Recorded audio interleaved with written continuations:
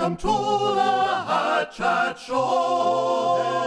They're three guys you should not trust. Me, Alex Smith, Chris, Trott, Ross, Hornby. This is the Hat Chat. Bless you. Good Amen. God. That was so good. I mean, A star for effort, definitely. Incredible. It was really good. It just got wild. Yeah. Thank you. Gregorian chanting. I like it. Indeed. Thanks, Jesse Newby, if I'm I pronouncing was listening. that I was correctly. hearing individual sounds there, and just hearing they had to record this. It's just like, Yeah. oh, there was one that was just like a, oh, like. Yeah, again, A star for effort. Hello, welcome to the Hat Chat podcast, episode 62, if we're numbering them, sure. I'm Chris Trott. I'm Ross Hornby. I'm Alex Smith. And we're coming to you live from space this week. We thought we'd have the budget, and we've gone up. Yeah. We took the Blue Orbit Dickmobile up there. Jeff Bezos gave us a little wild ride, and here we are. We've got 3 seconds before we get back into orbit. And oh, here we go. That's You fine. get to float around, pop ping pong balls in each other's mouths, and then back to us, maybe a skittle or two, and then back down again. Well, that happened ages ago. We're not dating it. This did happen. We've already dated it. We've dated it now. Damn it. God. It's Friday the 13th, guys. That's unlucky for some, isn't it? Unlucky for superstitious folk. Not for me. You don't consider yourself superstitious? No. Superstitious? Cystitis. I'm a bit cystitis-y, but not suspicious. No. My girlfriend Helen is very superstitious and into all that sort of thing, and so I try and respect it. But other than that, no, it's not anything I care about in terms of not care about, but it's not going to affect your day. It doesn't bother me. Yeah. What if something terrible happens? Will you associate it with this day just and I think because that's how it's this day? This stuff came about. So if you stub your toe, you're going to go, it's because it's Friday the 13th. It's very easy. It's very easy to look at a horoscope and then find a way to weave that narrative into like, that's happening. That is me. Man, you've read me like a book there. Our brains are very good at finding correlation and causation. So I think that's where it comes from personally. What's the other ones? What about stepping on cracks? Or no, stepping on 3 drains was supposed to be unlucky. 2 drains was supposed to be lucky, right? Who said Did you that ever up? remember this? What about I don't know. Before drains existed? It's one of those dumb things at school where it's just like, oh man, you stepped on 3 drains. That's unlucky. Did you cross sounds your like you fingers? got conned there, Yeah, Ross. that wasn't something. Yeah, I've never heard of that before. Have you not heard of that before? No. I mean, it's all an absolute heap of Well, shit. yeah, it doesn't mean You anything. got shafted there. I mean, I wasn't going around going, oh no, what were the drains? What am I stood on now? What if there's drains below the surface? I don't want to. It's just another act of human beings thinking they have more influence on the universe than they have. Like, it's just, the audacity we have of like, if we follow this set of rules that we've divined about, like, the cosmic relationship between us and our existence will somehow have an influence on it. And it's like, no, you could literally walk out in front of a truck tomorrow. Bad luck. And then blame it on the day. You avoided the ladder and you walked out in front of a bus. I saw a black cat in an alleyway. But do you have evidence of that, Alex Smith? Could you actually? Because what if there is karma stopping you? Got you there, mate. I don't think the burden of proof is with me on this one. I'm not the one setting the bizarre system of rules or like tasks or beliefs. They've been handed down from your ancestors, and you should believe them. Okay. Yeah, I think it's just I can see how these things were helpful once upon a time when we didn't have as many answers, and we still don't have all the answers, of course. But like, it's obvious, like I think religion is the same thing. Religion and the clerical structures around religion used to form not just a spiritual function, but like a governmental function. Like churches are where we draw a lot of our records from and things like that when looking at like populations and things like they were bookkeepers, they perform marriages and things like that as a function, a civic function. Now governments have changed. A lot of our governments, at least in the country we live in, have moved away from having the church do the sort of governmental stuff, and it's more spiritual or whatever. But I just think that, like, I understand where these things have come from, but it's up to you as to whether you still indulge in them. I don't mean it doesn't really matter to me, I suppose. But would you have a wank in a church? Yeah, you would. Yeah. I think churches are amazing. You would have a wank in a church? Love, I love. So you're screwing up your face. I mean, I'm more curious. I'm trying to think of things like you wouldn't normally do in a church. You consider it a holy place, but obviously, if you don't care about that, surely having a wank in a church is fine. I wouldn't wank in public. Well, I wouldn't wank in a church. No one's there. I mean, I would use a different sort of measuring system before I got to that point. I wouldn't do it together. Let's all do it together. I wouldn't. If it was, if there was all the other checks and things and reasons for it were there, I wouldn't be stopped by the fact it was a church. I would be stopped by, like Trott says, just like not being an exhibitionist. It's cold, exactly. It's chilly. Like, what if a piece of stained glass caught your eye and you're like, oh, hang on, maybe I do need to work on, my impulse, but it's right there. It looks good. Jesus. I mean, they're amazing. It's never looked better. Structures, like they are cool to look at, right? Like it's amazing to see and to think that a lot of them are manufactured with very limited tools and skills at the time, considering, and like they're more ornate and amazing than a lot of the buildings we put up. Exploited labor, right? Yeah. Still, have you wanked in a church at home? Maybe you can send in your stories to hatch@films.com. I really want to hear your story about wanking in a church. Anyway, what are our hypotheticals this week, Chris Crop? Oh, wow. Great lead in because our Patreon supporters have chosen. Thank you, Patreon supporters on our Hat Films Patreon. They've picked out of the three the following question as number one. What cartoon world do you wish you could live in for a week? Oh, okay. So, like a cartoon that already exists, and you want to go into the. I mean, shall I springboard you because I've thought about this in advance? Please, you go for it. All right, Pokemon. Like you're full of animals and stuff, and it's legal to capture them and then have them as your battle animals. Pretty cool. And you can go get all the cool badges.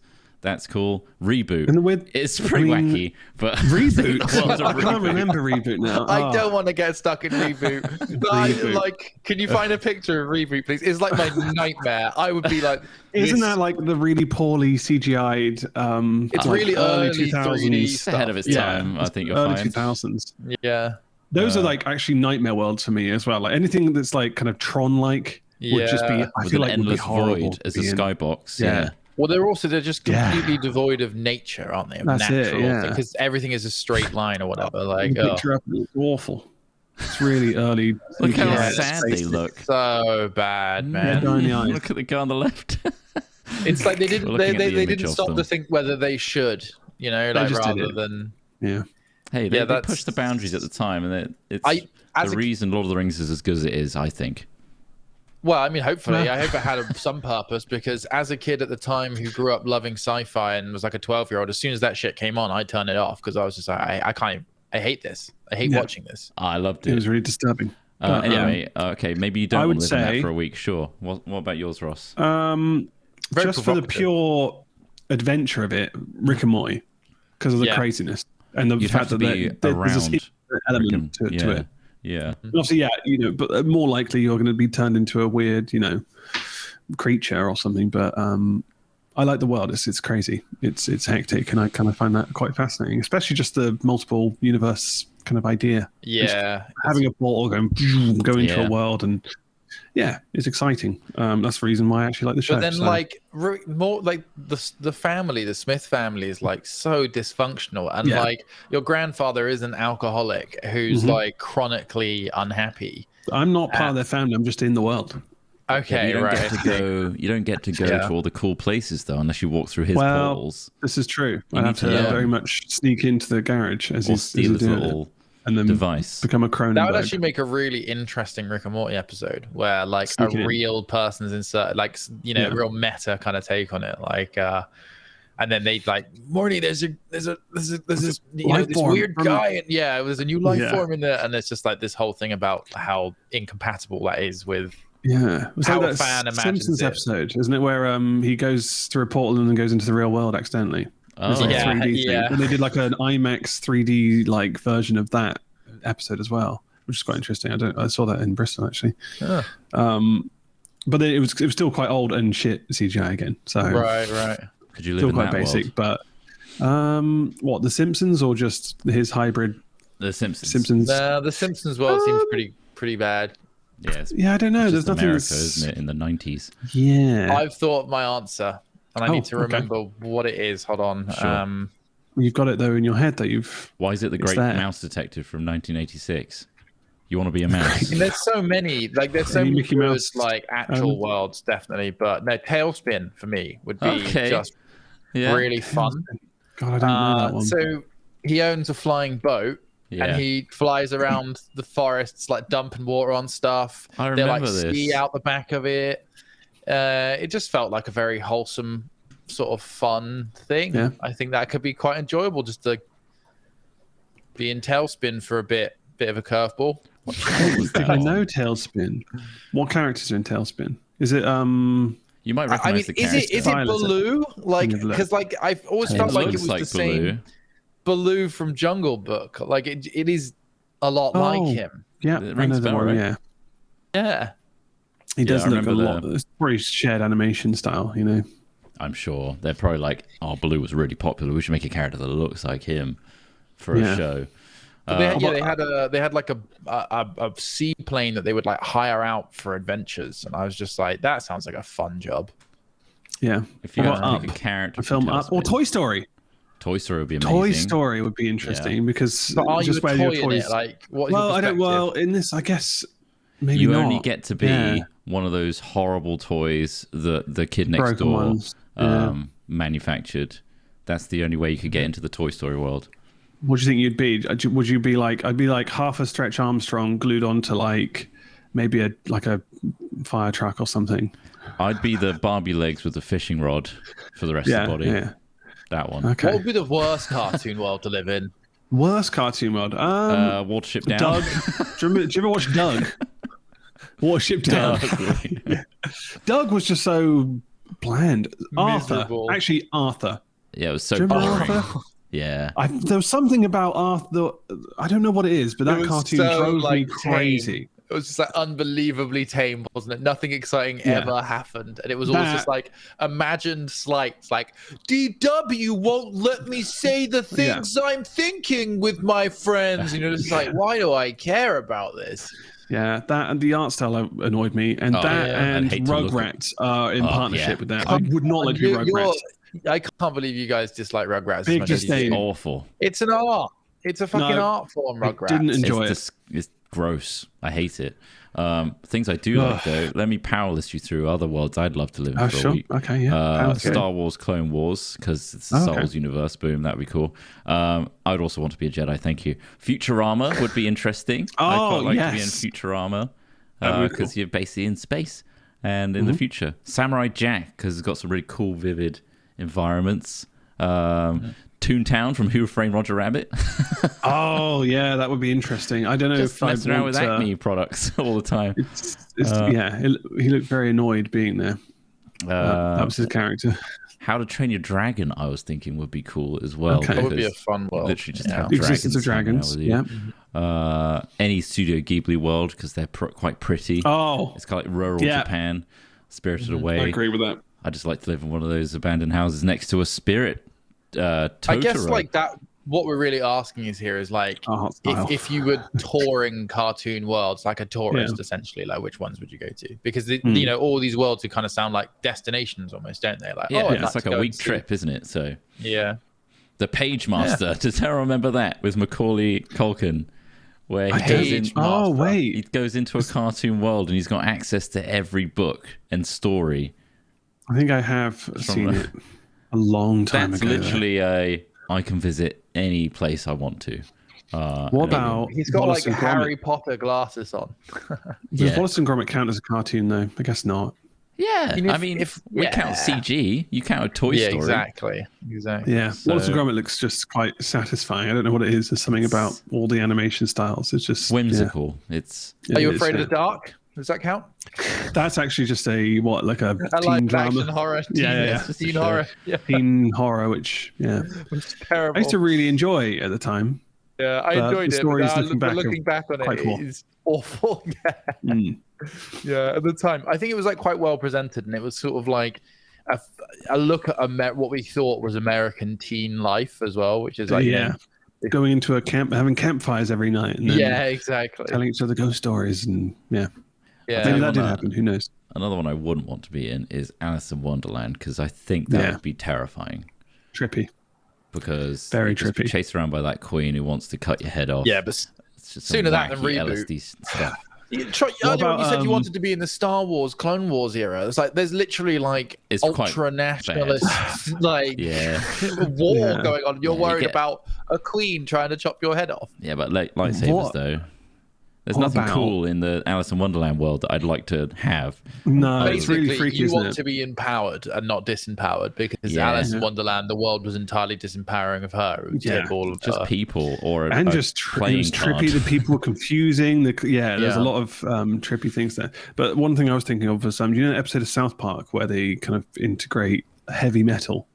That film from the 80s with all the music stuff. But then everything's like boobs. Right. That place looked fucking hilarious and would be so funny to go to. And just like that art style is really kind of like, I don't really know what the style is called, but it's really interesting. I thought it was really cool. And they did that episode really well. So, it's kind of major boobage. Major boobage, yeah. That was every like planet was like boobs, and it's funny. It's very it's Masters of the Universe. Is I think the style that one of the 80s style cell. Yeah. Two-dimensional. If you like that, Ross, you should watch Masters of the Universe, the new season, the new series on Netflix. I think I started watching it the other day because I saw the little trailer for it, and I'm like, okay, this looks like kind of crazy and interesting.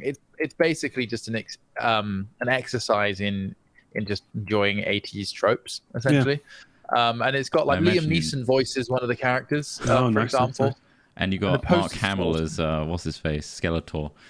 Yeah, it's really good. I would give it a watch. I think you might enjoy it. It's not quite like major boobage, and obviously, like the style is the comedy, is different. It's enjoyable, but it's nice.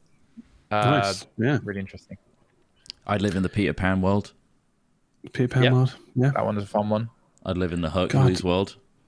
From Hercules, I don't know. The Disney movie. Oh, okay, yeah. The Disney movie. Lego movie. I'd like to be in the Lego world. Oh, the Lego movie is pretty good, actually. Yeah, saying that. It's just like, where I think it would be more annoying though. They listen to that song every day, and as long as you can break out, like you're at the breakout period where they've kind of, decided to go on adventures Batman rather Lego than movie. So basically, sure. That's a good one. Otherwise, there's probably loads of really cool cartoon places it'd be nice to live or try or be in. It's for a week, so you get to get the best of it without having to deal with living there. So you could die in that week, so it's dangerous. I think we had plenty of options there. There you go. Let us know your thoughts at home. Fax us, please. Thank you. We've got the facts back up. I want to live in Dino Crisis. Oh my god. That could be another one. Like, what video game world would you live in? We can do that another time, perhaps. Turok. Oh my god, just all the dinosaur ones. Did you ever play Turok? Yeah. Wasn't as good as Dino Crisis. I used to love it at the time. I was that's great. But looking back, man, that was we had such a huge dinosaur fetish in the late 90s, early noughties. Well, yeah.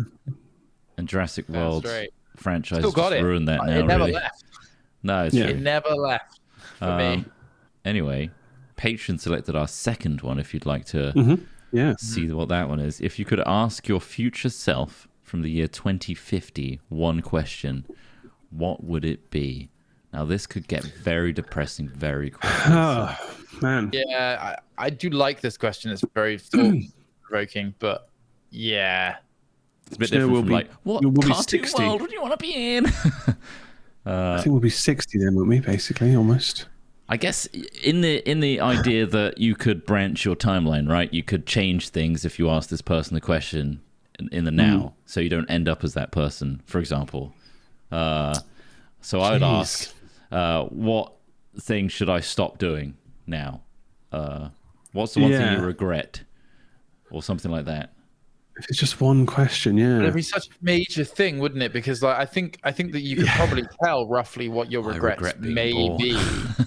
Well, I think it's unlikely that you might in the next 30 years develop some form of new regret. I think that there's probably a lot of things you think about on the daily that in the future you will still think about and go, shit, no, that wasn't the right call, or that was the right call, or that kind of thing. I don't know. I mean, there's a reason that you can't talk to your future self, because really you're not meant to mull over your past too much, are you? It's just not really helpful to second guess yourself that much. It depends if it's to get you out of danger, of course. Future. And it's just like, well, you could do this and you wouldn't end up, maybe you're about to do a crazy jump off a ledge because you think it's fun to do for a video or something, and then don't do that, they might say, because then you break both your legs. And if that was your only, I guess, like, am I dead? In that scenario, sure. Am I dead or badly injured in the future, I guess, would be one thing to ask. We all got sent into a room. It's like, okay, you're about to talk to your 2050 self.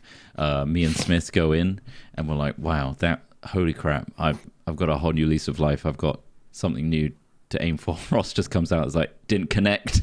The call didn't connect. Yeah, it's not that. Yeah. What's going on? It didn't work. It didn't go through. So guys, I guess I'll just watch out. Look both ways when I cross the road, I guess. I'll just keep on living that raw dogging life, Well, live every day like it's your last. Because I know it's weird, because I strangely thought of this yesterday. Well, I was thinking of the year 2050, because what was it? I read an article that said something about your metabolism peaking at age 1, and then between the ages of 20 and 60, it basically stays the same or similar. So, and then when you hit 60, bam, that's what when you mean by your metabolism. I guess. Well, metabolism. I guess when you like the way your body, processes things, right? Yeah, like food and whatever. What do you mean about like muscle? Because muscle growth in generation becomes more difficult as you grow older. I think they were just talking about, I guess, probably onwards. Food control basically and stuff like that. Well, so everything, like metabolism, like the entire body's processes, every chemical process, right? So it's like from organ repair and everything, breathing, eating. So it's basically your body functioning correctly, I guess. Yeah. But anyway, I did the maths, and we got 27 years, guys. We have 27 years left to enjoy our bodies. Maybe even work on it so that you get to that stage where it's not going to be so bad. I mean, that's that was 2048, I think. 2048. I would actually see that quite positively, because I think that is my entire known life again. You know, as in like we aren't going to remember when we're like 2 or 3 or 4 in any particular detail. So like I don't remember last week. Like I mean, Trott's basically a goldfish living in bliss. But that's fine. Where's the loop? Sure, that's enough. I'd be happy with that. I hope I make it that far. Really. Yeah. You can have 27 years of conscious effort and enjoying focusing on the best possible life you could have, which is why I'm playing an MMO. I think it's the first time I've even thought about like how long might be left. And that was very daunting. Oh wow. Yeah. I was just like, like 27 years, like, so I've done 33. God, and I can't remember everything. I'm glad I filmed a lot. I could take a decade out of the life I've had so far and be like, that's a redo. I didn't really need that. Like there's a whole section of like up till 10 years old, I imagine, which I'd argue are quite formative, sure. But I don't remember half of it. And that's like a third of my entire life so far. Either. Yeah. Like you didn't have a say in it either, so it sounded like more of an exposure period. And it's just you're a however sponge. you're formed from that exposure, you kind of got to hope that you come out all right, really. I still feel like I'm a bit of a sponge. I'm still like, well, I don't think that ever ends, right? You're never like truly, I am now myself and I am never changing this self anymore. Yeah. But I feel like I'm kind of rounding off now, and I'm starting to utilize what I've learned and understand what I've not learned, and carry that forward and kind of carve out my own path in a way. I think like what's probably important to remember is that there are different approaches to life, and we at the moment are probably partly going through a phase where we have the time and the energy to perhaps examine ourselves or perhaps examine our life. Like I think quite a lot of people are in different walks or different approaches to life, where perhaps that doesn't take as much of a front seat, like as in the self-reflection, the self-improvement, the learning, even, I mean, even just to learn, you know, just to like some people, I'm not saying this is myself, but I know there are some people out there who will just go and learn something new, like as in they will like go and get another degree, or they'll learn a language or something, you know, like just as that's their, perhaps they don't have kids or something like that is just their approach. So I mean, like, yeah, it's hard to like bear that in mind, I suppose, when you're, but yeah, I know I'm kind of feel like I'm at that spot in my 30s where I'm sort of like, oh, I have the time, and like, you know, we have quite a lot of time, us personally. As the three of us, we have quite lucky, and we spend that time thinking about that sometimes. But I guess a lot of people, just especially at our age right now, don't have time to think about that at all, because there are other more important pressing matters, I'm sure, but I feel like a lot of people had time in this pandemic to kind of just think about definitely. Counting the days they have left. I was just more like 60. So how long was that? Oh fuck, bloody hell! Okay, 27 doesn't sound like much, but I guess that that is a lot, really, when you think about it in terms of fuck. I know what you mean, though. I've definitely been thinking a little bit like that. Not necessarily counting the days or anything like that, but just thinking like, man, this has been like nearly 2 years now. And I mean, I didn't go into this expecting that it to be like a 3 month in, 3 month out thing. I had no idea, no expectations, and I still have no expectations. But it is pretty weird. Like the three of us, especially, we morphed into how we work now quite easily, frankly. I mean, like there's other stuff that's been going on in our lives that obviously has caused challenges or whatever, but like we were luckily able to sort of start streaming from home, start doing this sort of stuff like fairly easily. But like we always kind of presumed that we would just go back quite soon, or this would just be a temporary thing, and then it bleeds through to like a year and a half in. We're still not totally comfortable with working in the same ways, or certainly not traveling in the same ways we did. And that is just like, man, when the hell are we going to get back to doing like that awesome stuff? Like, you know, I still feel like I'm on pause mode almost. As weird as that sounds, but that's probably a routine thing, I imagine.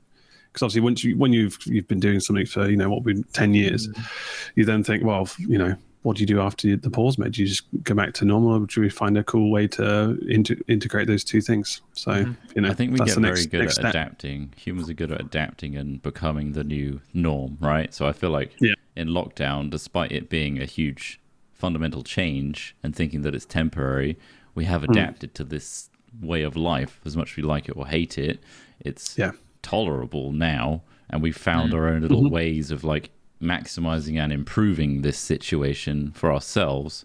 And I feel like some people are going to be a little bit agoraphobic after all this, because they're worried of the outdoors and like just the normal stuff that we used to take for granted always now has a conscious choice behind it of like, I shouldn't be too close to this. What if I do get COVID? Is always on our minds.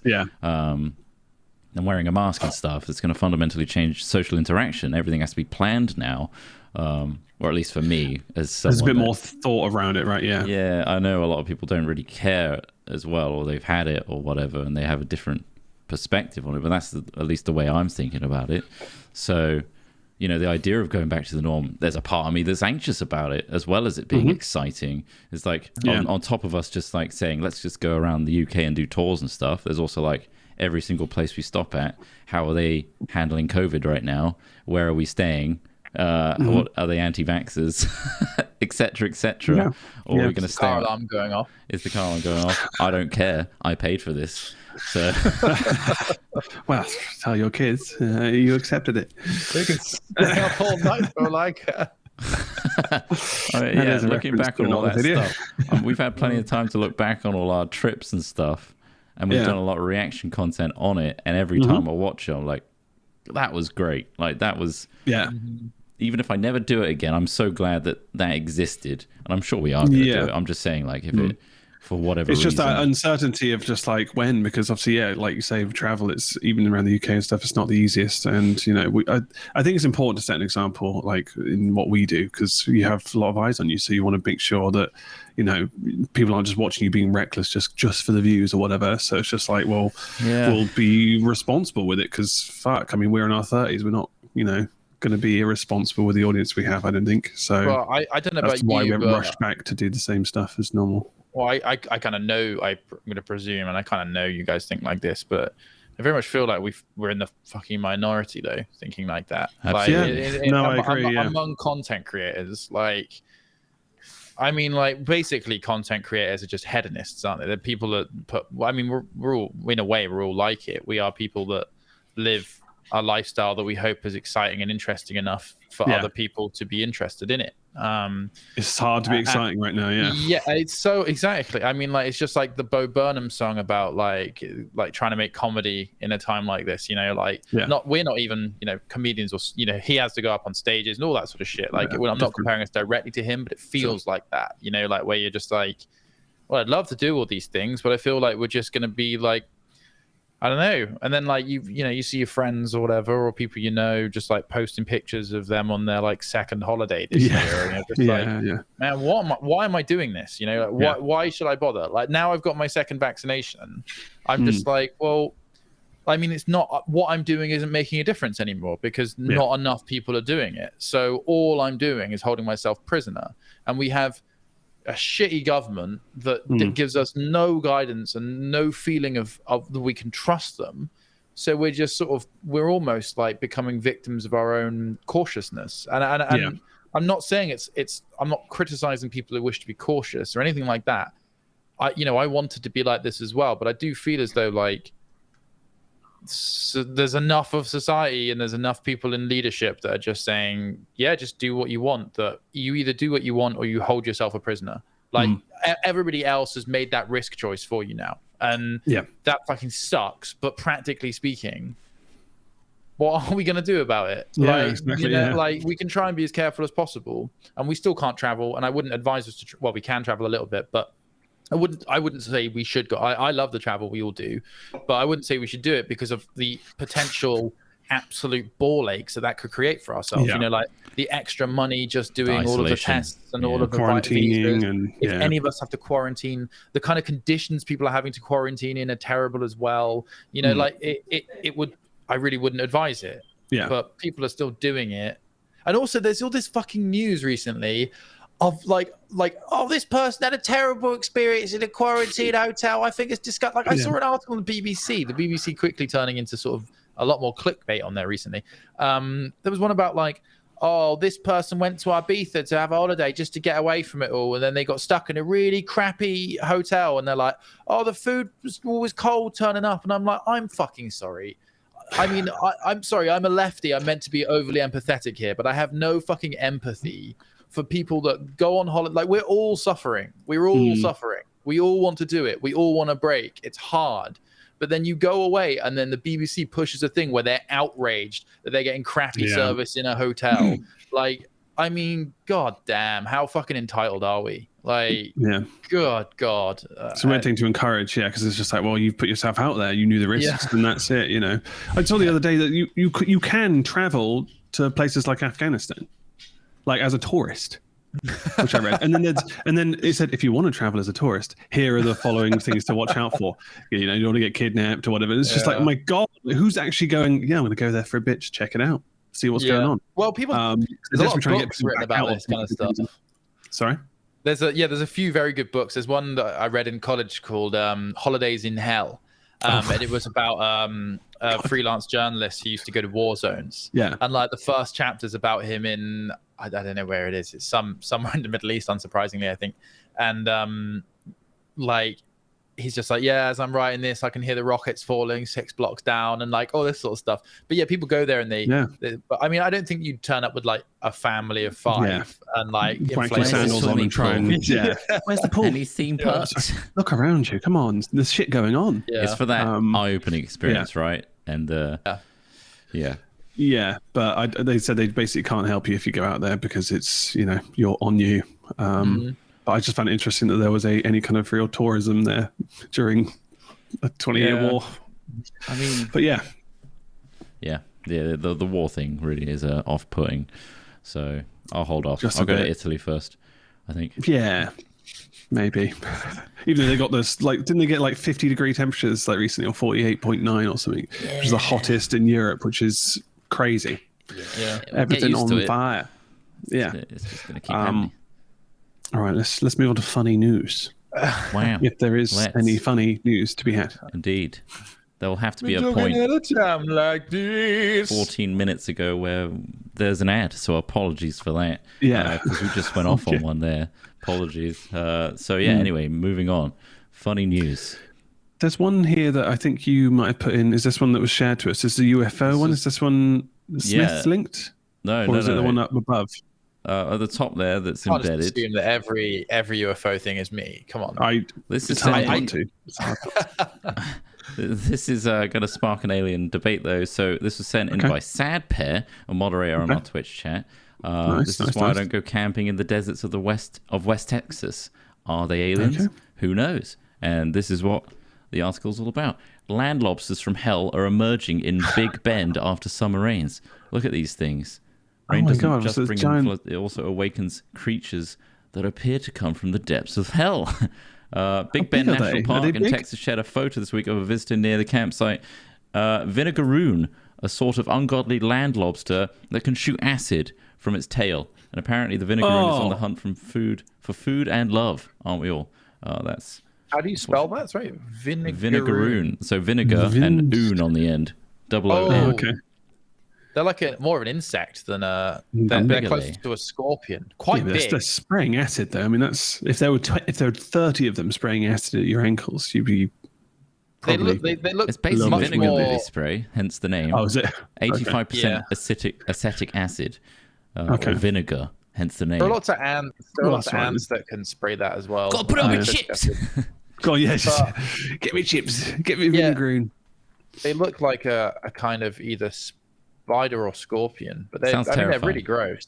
Yeah, but then there are loads of scorpions in it. It's strange that they think this is a UFO. This is quite a just a wild thing going on. It's not UFO. Yeah. It's just these crazy land lobsters are emerging after a crazy rainfall. Sad Pair asking if they're aliens. I see. Sorry, I thought the article it was just a comment. It was just a comment. Yeah, no, that's great. They're pretty cool. I mean, it's America. Remember when we were at the Three Rivers and there was that big old bug that landed on the side of the tent? You remember we were having like fried chicken or something at that place down the road at Three Rivers, and there was that big. What was that? That was something that came out of the river. I can't remember what they're called. They are an antlion, maybe. No, wait, isn't that something from?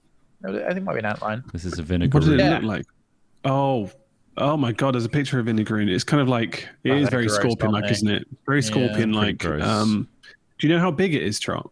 At all? Is it like a couple few inches? Or maybe foot? Under a foot, yeah. They're not a foot, Trott. God, if they're a foot, that would be horrific. They're about the size of a hand. Half a foot. 5 inches. Half a foot. All right. They're a bit about a hand, about width of a hand. I reckon we could breed them to get bigger. Still, though. We could definitely breed them. Imagine 100 of them spraying vinegar at you. Just get your chips ready. Yeah. Come on, lads. Cook one of these up. This way.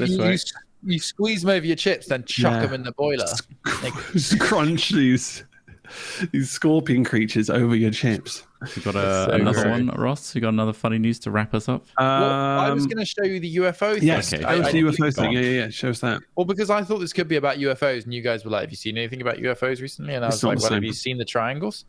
This isn't recent. Have you seen the triangles? Tell us about the pyramid shape. Just watch it and then tell me what you think. Okay, there's a video here of we have to describe it, of course. Looking through a night vision lens of some sort, and it's zooming in at the sky, and there is when you look at like cat's eyes, and you just get a single triangle instead, and it's kind of reflective, like high vis in the sky. Yeah. It's a perfect. It's like pulsing, triangle. isn't it? Is it pulsing for you? It's like a pulsing triangle, it's like green flickering. triangle. Okay. It is flickering. And what do they on have to say about this? Beep, beep. Now that could have been anything, really. It's so blurry and every wobbly. UFO footage out there is like this, where it's just really hard to tell what's going on. And obviously, I guess that's why it's unexplained. It is hard to get that footage, though, as you know, Ross. Or unidentifiable. Video of a helicopter. There was a helicopter flying above, and I was just like trying to take a decent picture of like it flying. It had its light on, and it just looked like a UFO. I was like, wow, that's as easy as that. You take a picture with your phone, don't really try hard, and bam, a helicopter's it's suddenly a UFO. So it is very hard to believe some of this footage. But like, what have they got to say about these triangles? And have they done any research into what this might be? I mean, not really research. Or did you see the video and go, wow? I mean, the article says impressive.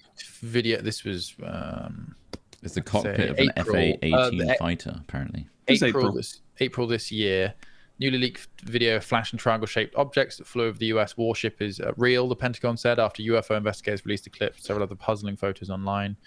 Filmmaker Jeremy Corbell.